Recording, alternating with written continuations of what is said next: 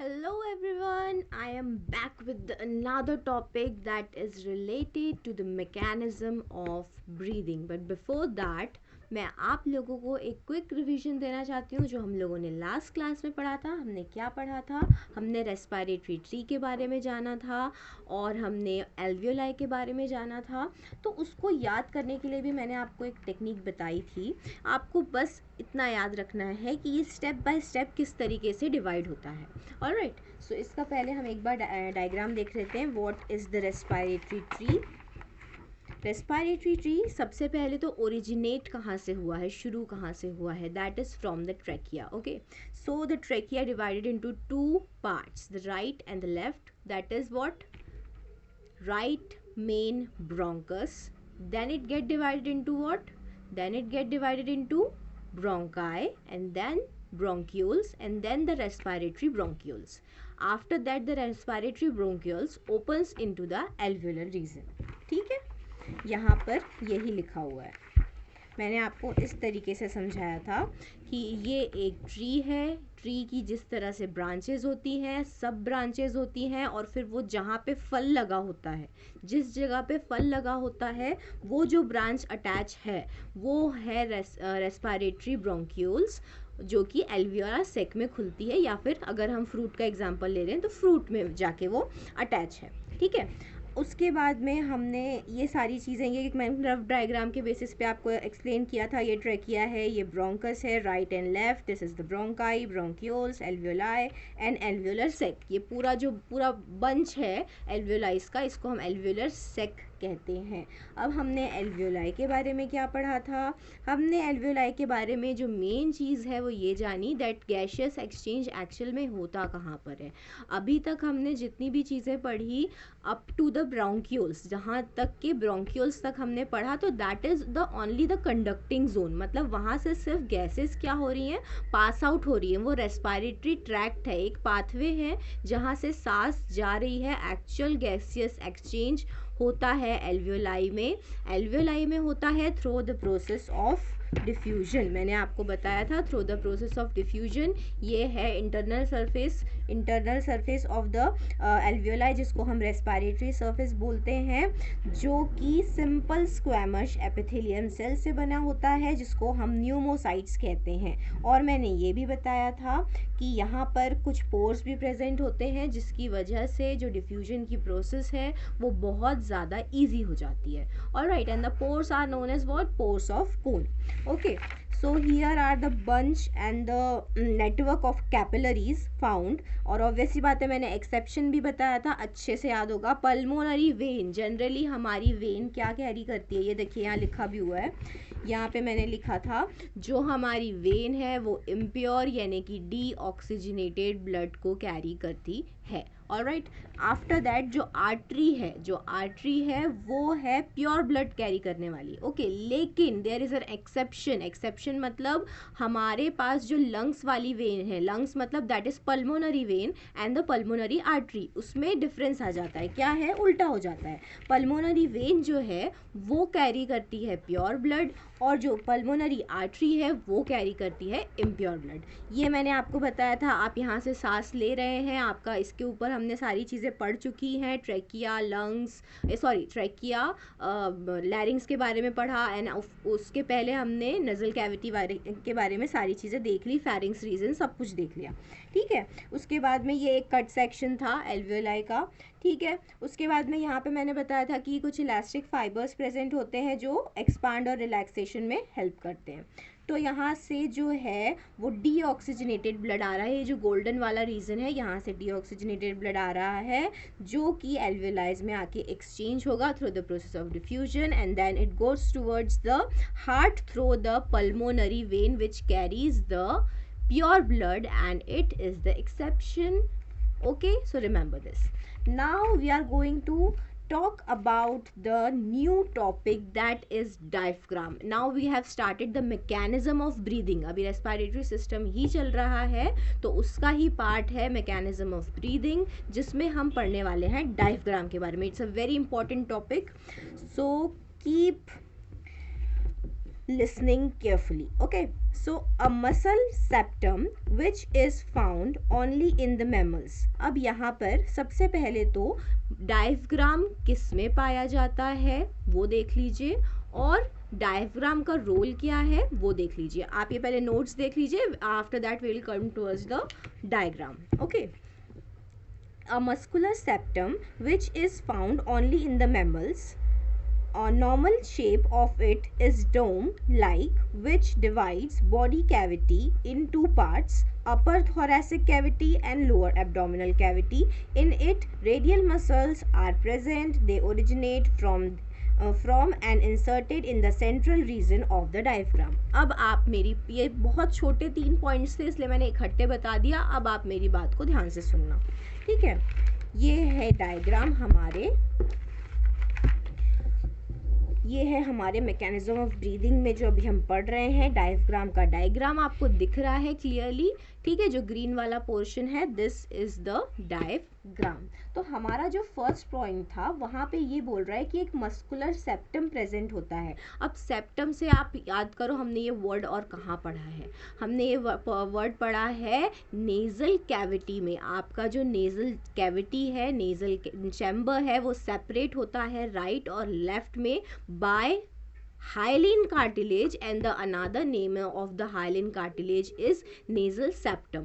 यहाँ पर भी एक सेप्टम प्रेजेंट है, मस्कुलर सेप्टम है, जो कि जिसको हम क्या बोलते हैं, जिसको हम डायफ्राम बोलते हैं, जो भी डिवाइड करने का काम करता है. जिस तरीके से हाइलिन कार्टिलेज या नेजल सेप्टम ने आपके नेजल चैम्बर को राइट और लेफ्ट में डिवाइड किया, एग्जैक्टली वैसे ही डायफ्राम जो है वो आपके थोरैसिक रीजन, थोरैसिक मतलब मैंने बताया था चेस्ट कैविटी और जो एब्डोमिनल कैविटी होती है उसको डिवाइड करने का काम करता है, अपर एंड लोअर पार्ट, ठीक है.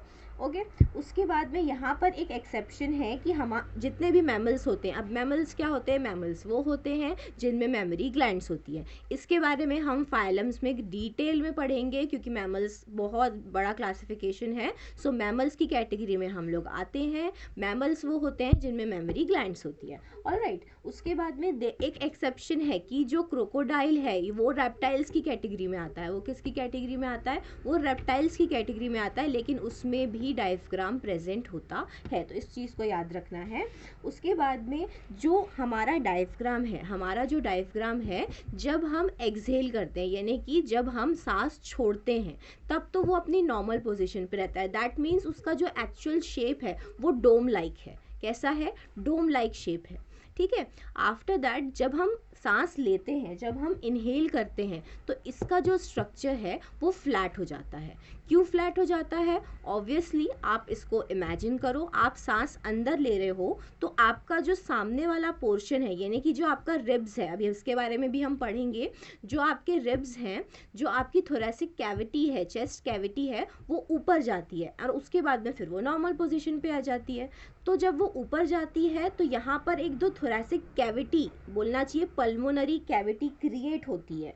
पल्मोनरी कैविटी या लंग कैविटी बोल सकते हैं इसको हम, जहाँ पर की हवा भरती है, ठीक है. उसके बाद में फिर हम रिलैक्स पोजीशन पे जाते हैं तो ये जो डायफ्राम है ये फ्लैट हो जाता है, ठीक है.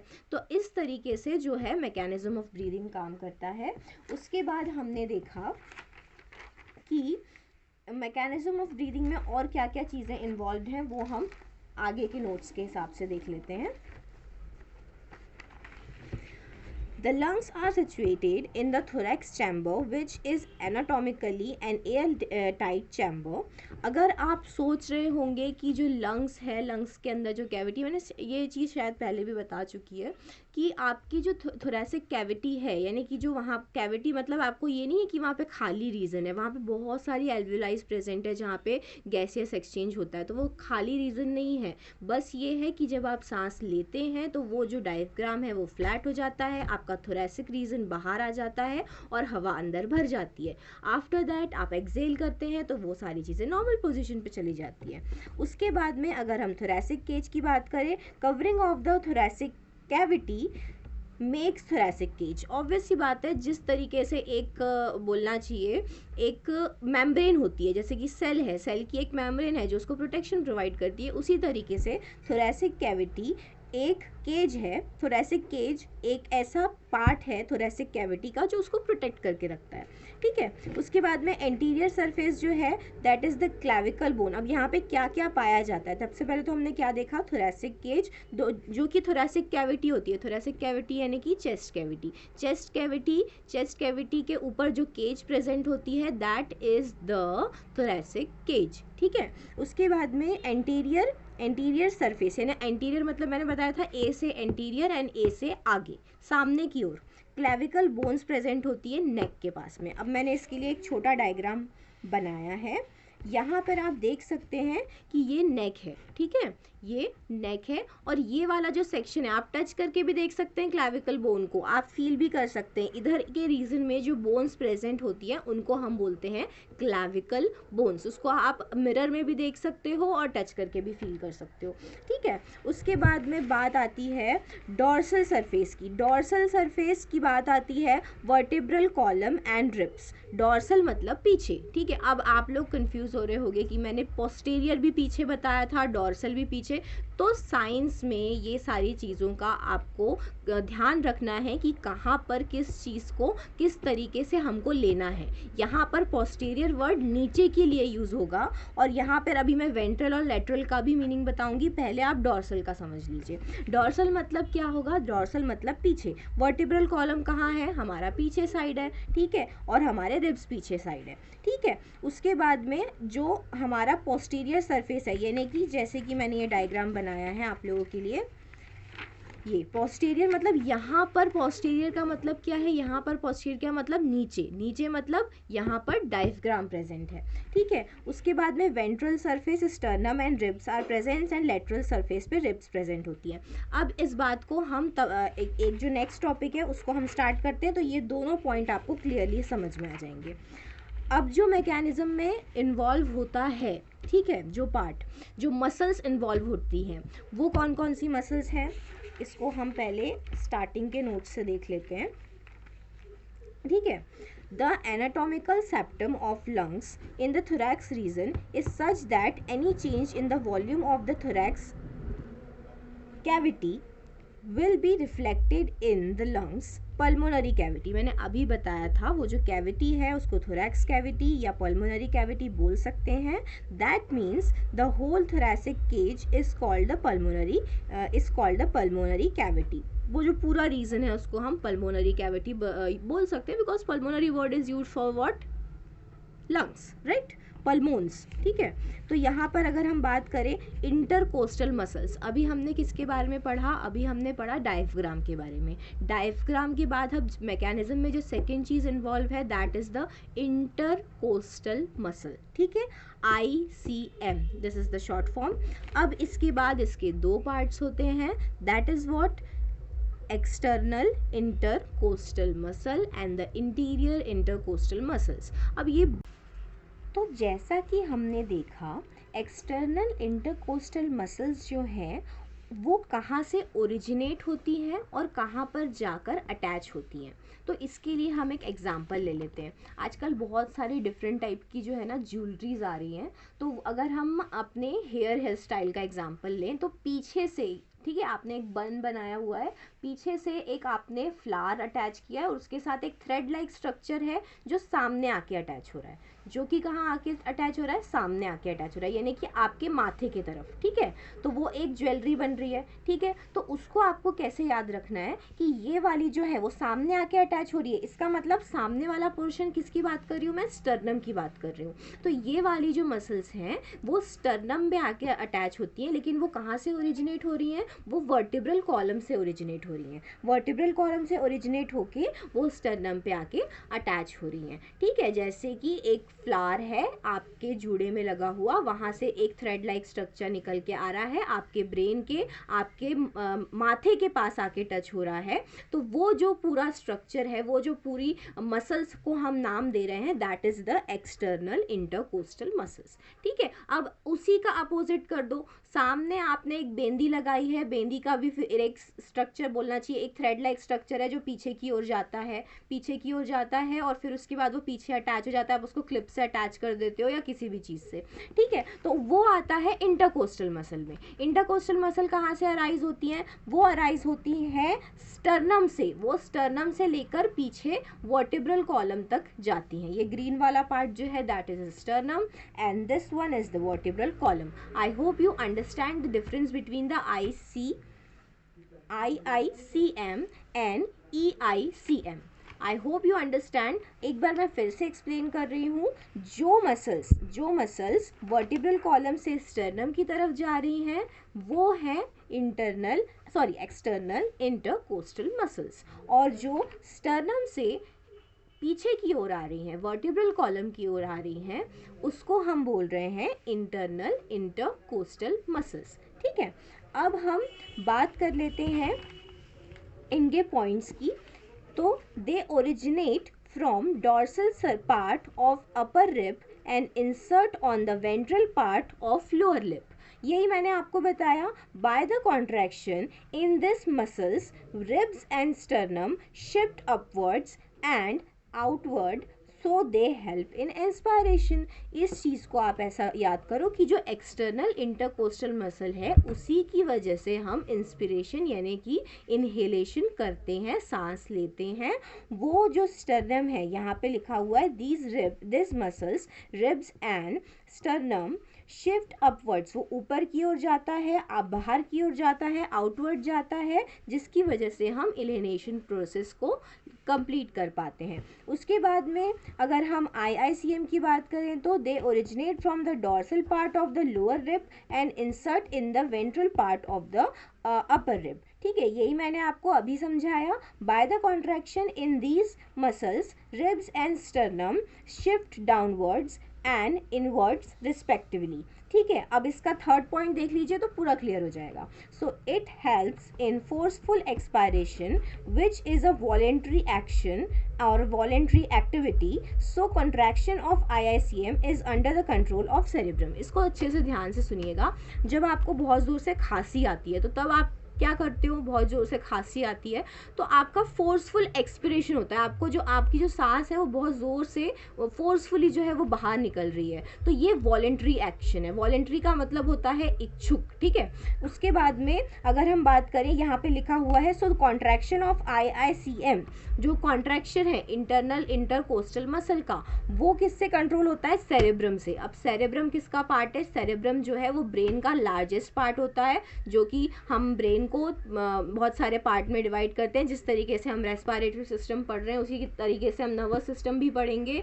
तो उसमें ब्रेन के 4 पार्ट्स होते हैं, फोर ब्रेन, मिड ब्रेन और हिंड ब्रेन। तो फोर ब्रेन में जो लार्जेस्ट पार्ट होता है दैट इज द सेरेब्रम, जिसमें हमारी सारी इन्फॉर्मेशन स्टोर होती है, तो वहीं से ये कंट्रोल होता है। ये पॉइंट बोलना चाह रहा है, ठीक है। तो ये हमने देखा मैकेनिज्म ऑफ ब्रीदिंग के बारे में। मैकेनिज्म ऑफ ब्रीदिंग में हमने देखा कि डायफ्राम है जो कि एक डोम शेप का स्ट्रक्चर है जो कि फ्लैट हो जाता है जब आप सांस लेते हैं और वो अपनी नॉर्मल पोजीशन पे आता है। The normal position that means the shape of the diaphragm is dome like, okay. और उसके बाद वो थोरैसिक और एब्डोमिनल कैविटी को सेपरेट करता है। After that we have seen I have the muscles, the internal intercostal muscle and the external intercostal muscles, दोनों का काम क्या है वो भी हमने देखा। उसके बाद में अगर मैं आपको एक डायग्राम के थ्रू रिब्स के बारे में समझाना चाहूँ तो स्केलेटन पार्ट, ऑब्वियसली बात है हम स्केलेटन सिस्टम पढ़ेंगे तो उसमें और इजीली क्लियर होगा, बट यहाँ से आप समझ सकते हो। यहाँ पे ये जो वाला पोर्शन है ये सामने वाला पोर्शन है, ठीक है, सामने एंटीरियर आगे वाला पोर्शन स्टर्नम है। यहाँ से जो निकल रही है ये रस्सी लाइक स्ट्रक्चर आपको दिख रहा है, ठीक है, ये जो है ये रिब्स हैं, ये रिब्स हैं, ठीक है। और इसके बाद यहाँ से जो यहाँ पे मैंने ड्रॉ किया था वो थी either it would be external intercostal muscles or either it would be internal intercostal muscle। और ये वाला पार्ट है पीछे का, exactly similar है, लेकिन पीछे वाले को हम क्या बोलते हैं? वर्टिब्रल कॉलम बोलते हैं। और यहाँ से रिब्स ओरिजिनेट हो रही हैं इधर साइड से, ठीक है। तो ऐसे पूरी रिब्स बनी रहती है। अब मैंने आपको बोला था कि मैं लेटरल और वेंट्रल का मतलब आपको एक्सप्लेन करूँगी। So let me find out that particular page where it is.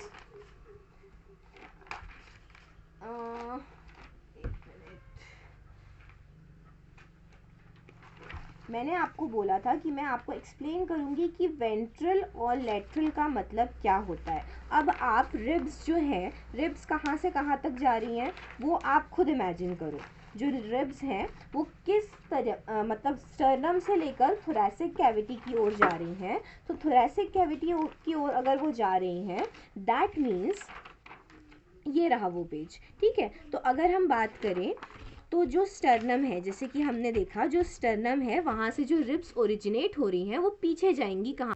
So sternum से जो रिब्स ओरिजिनेट हो रही हैं वो किस ओर जाएंगी, वो जाएंगी वेंट्रल कॉलम की, वर्टिब्रल कॉलम की तरफ, ठीक है। वर्टिब्रल कॉलम की तरफ वो जाएंगी, मतलब इस तरीके से पूरा एक पोर्शन बनेगा जिसके अंदर आपके लंग्स प्रेजेंट होते हैं, ठीक है। तो ये रिब्स का पूरा एक केज लाइक स्ट्रक्चर बन जाएगा। सामने वाला पार्ट जो है, सामने वाली बोन जो है वो है sternum and the back bone is the vertebral column. उसके साथ जो पूरा अटैच है दैट इज द रिब्स, ठीक है। इसको हम और डिटेल में स्केलेटन सिस्टम में पढ़ेंगे।